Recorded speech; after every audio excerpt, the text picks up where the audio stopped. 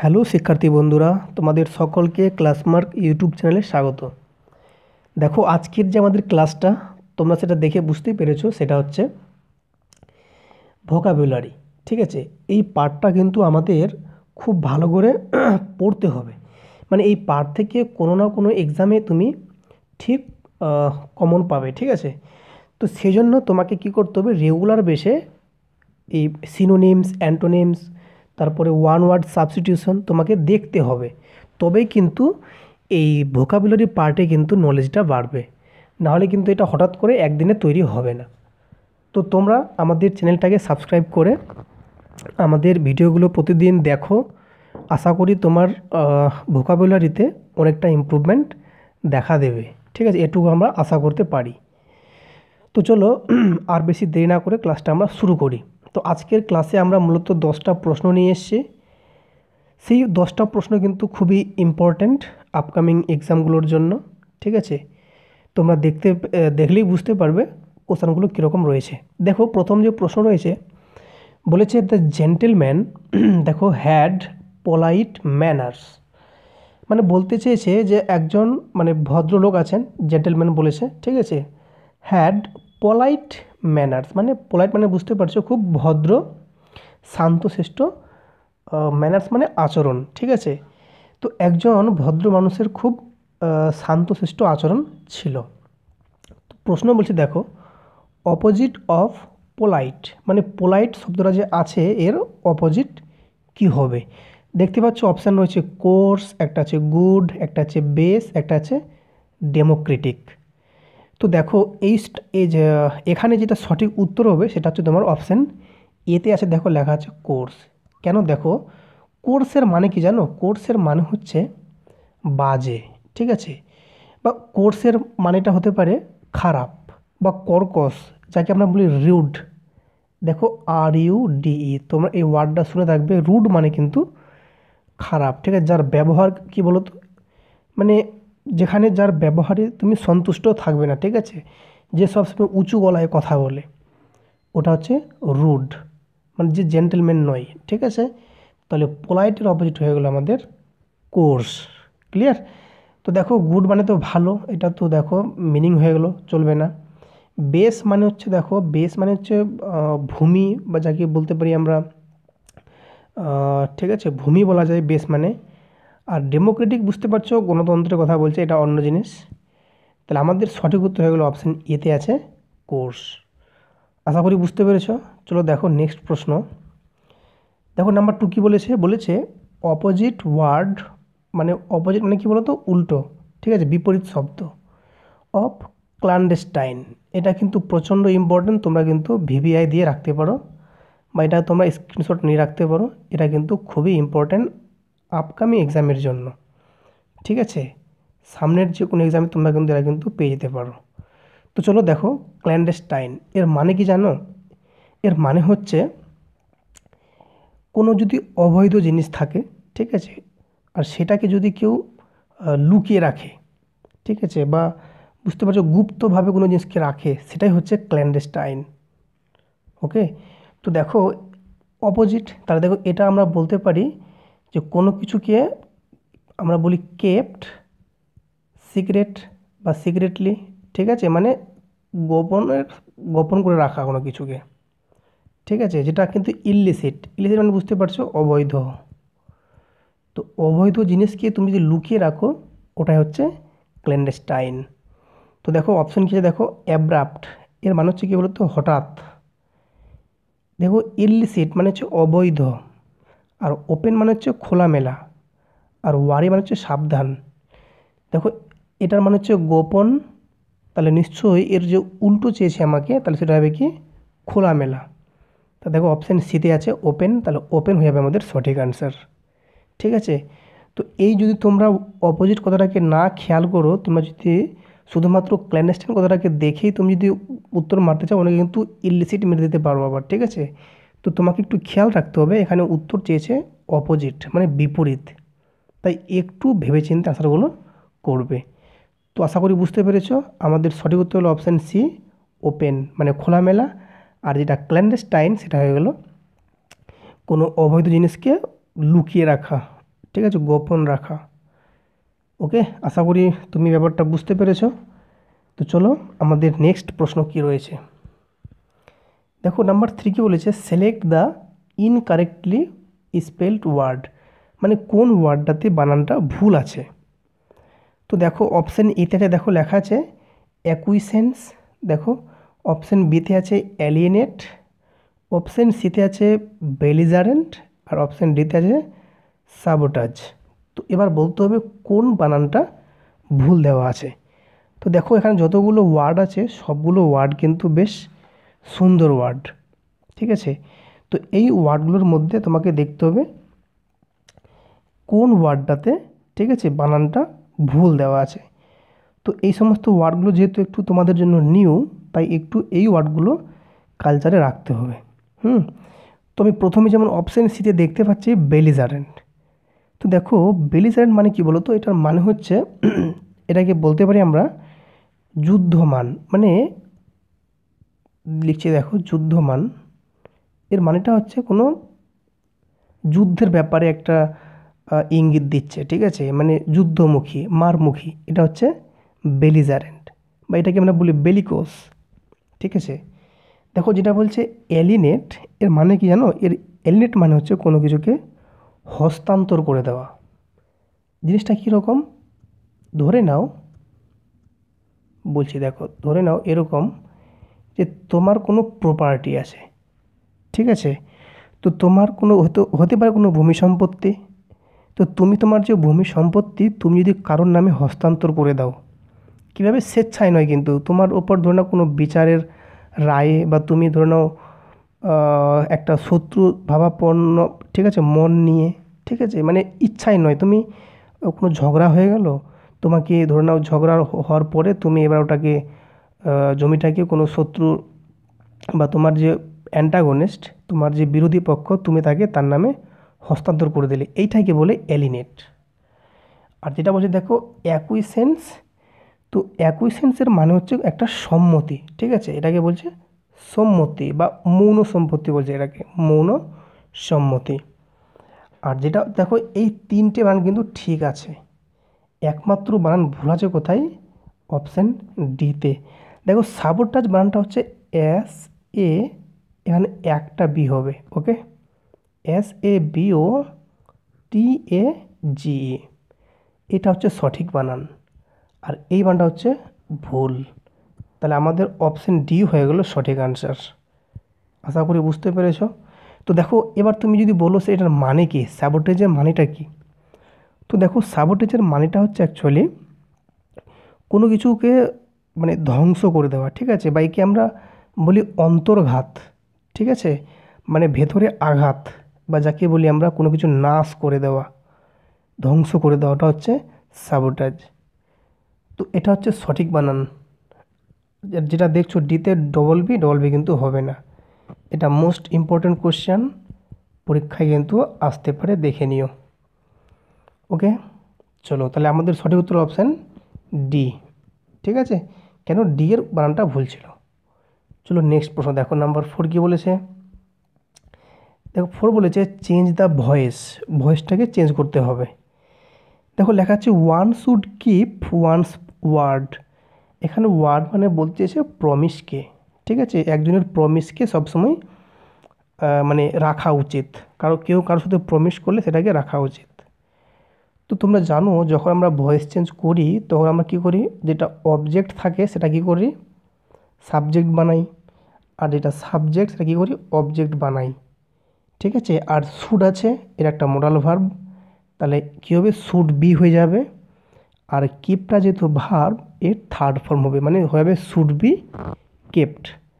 তো তোমাকে খুব ভালো করে খেয়াল রাখতে হবে যে আমাকে প্রথম ভার্বটা দিয়ে কাজ করতে হবে, ঠিক আছে, শুড বি কেপ্ট কথাটা কোথায় সেটা আমি ফার্স্ট লক্ষ্য করব, ঠিক আছে। এটা যদি একটাই অপশানে থাকে তো সেটাই সঠিক উত্তর হয়ে যাবে। দেখো এখানে শুড বি কেপ্ট আছে, দেখো এখানে আছে শুড বি কিপিং, তাহলে এটা উত্তর হবে না, কিপিং তো আসবেই না, তাহলে অপশান বি কিন্তু প্রথমেই বাদ।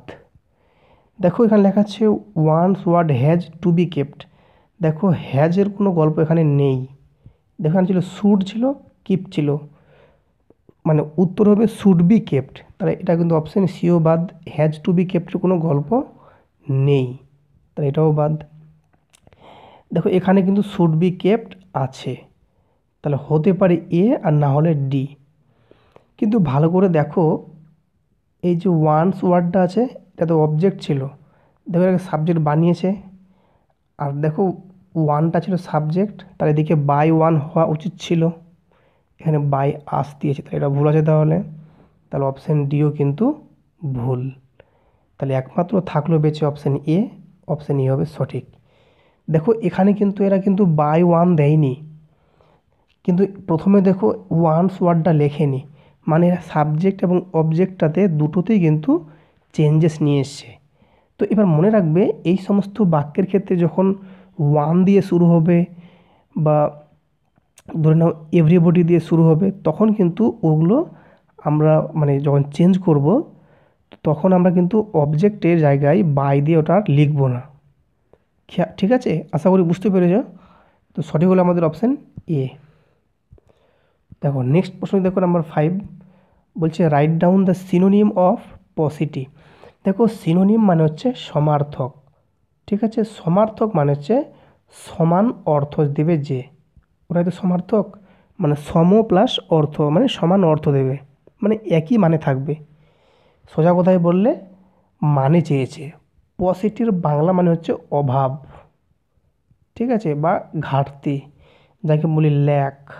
তোমরা জানো ল্যাক মানে ঘাটতি, বা এটাকে আমরা ঠিক আছে স্ক্যারসও বলি, এটার মানে কিন্তু অভাব বা ঘাটতি বলি। তো দেখো অপশান কি দেখো লেখা আছে ডেফিসিয়েন্সি মানে ঘাটতি, তাহলে আশা করি বুঝতে পারছো আমাদের অপশান ই হয়ে যাবে সঠিক। দেখো অ্যাবান্ডেন্স এর মানে হচ্ছে কি বলতো প্রচুর, তো এটা হবে না। দেখো সিনোনিম বলেছিল আমাকে। দেখো পিথি এর মানে হচ্ছে বলিষ্ঠ, মানে যেটা খুব শক্তিশালী, ঠিক আছে, যার মধ্যে শক্তি তেজ পরিপূর্ণ আছে।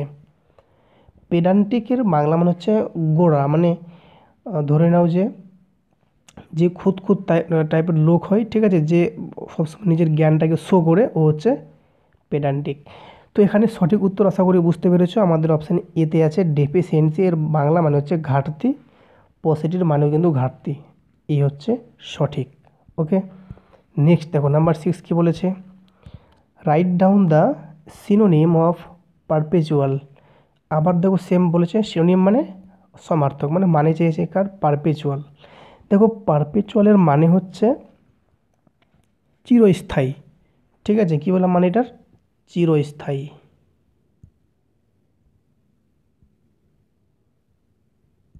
ওকে, তো এবার দেখো টেম্পোরারি মানে নিশ্চয়ই বুঝতে পারছো, অল্প সময় মানে ক্ষণস্থায়ী, এটা হবে না। ডার্টি মানে নোংরা, নোংরার সঙ্গে আবার চিরস্থায়ী কী সম্পর্ক হতে পারে, কোনো সম্পর্ক নেই। দেখো অ্যাপেক্স মানে হচ্ছে খুব উচ্চ বিন্দু, বা একে আমরা বলি চূড়া বলি, ঠিক আছে, কী বলি, চূড়া। তো চূড়ার সঙ্গে চিরস্থায়ী কোনো সম্পর্ক আছে কি, নেই।